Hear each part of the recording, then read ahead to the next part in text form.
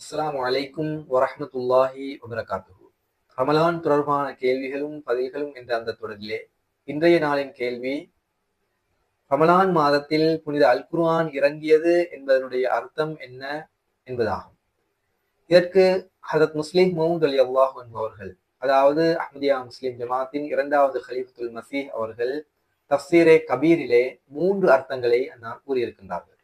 முதலாவது அர்த்தமாக அன்னார் கூறுகின்றார்கள், நம்பகமான அறிவிப்புகளின் அடிப்படையிலே ரமலான் மாதத்தின் 24ஆம் தேதிதான் முதல் தடவையாக ஹிரா குகையில் வைத்து நாயகம் ஸல்லல்லாஹு அலைஹி வஸல்லம் அவர்களின் மீது அந்த இக்ரா பிஸ்மி ரப்பிக்கல் லதீ ஹலக் என்ற அந்த வசனங்களுடன் கூடிய அந்த சில வசனங்கள் அருளப்பட்டது என்று கூறப்பட்டிருக்கின்றது.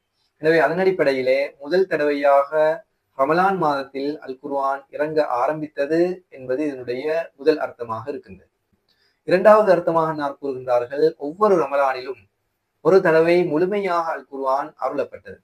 அதாவது நாயகம் ஸல்லல்லாஹு அலைஹி வஸல்லம் அவர்கள் மீது எந்த அளவு அல் குர்ஆன் ஏற்கனவே அருளப்பட்டிருந்ததோ அவை மீண்டும் ஒரு முறை ஒவ்வொரு ரமலானிலும் முழுமையாக அருளப்பட்டது. ஆகவே அதன் அடிப்படையிலே ஒவ்வொரு ரமலானிலும் முழுமையாக திருக்குர்ஆன் மீண்டும் ஒரு முறை அருளப்பட்டது என்பது இதனுடைய இரண்டாவது விளக்கமாக இருக்கின்றது. மூன்றாவதாக அன்னார் கூறுகின்றார்கள், அதனுடைய சுருக்கம், ரமலான் மாதம் எந்த அளவு முக்கியத்துவம் வாய்ந்தது என்றால் அது குறித்து அல் குர்ஆன் இறங்கியது. அதாவது ரமலானின் நோன்புகள் எந்த அளவு முக்கியத்துவம் வாய்ந்தது என்றால் அது குறித்து அல் குர்ஆனில் விசேடமான கட்டளைகள் இறக்கப்பட்டிருக்கின்றன என்று மூன்றாவதாக அன்னார் இதற்கு அர்த்தம் கூறுகின்றார்கள்.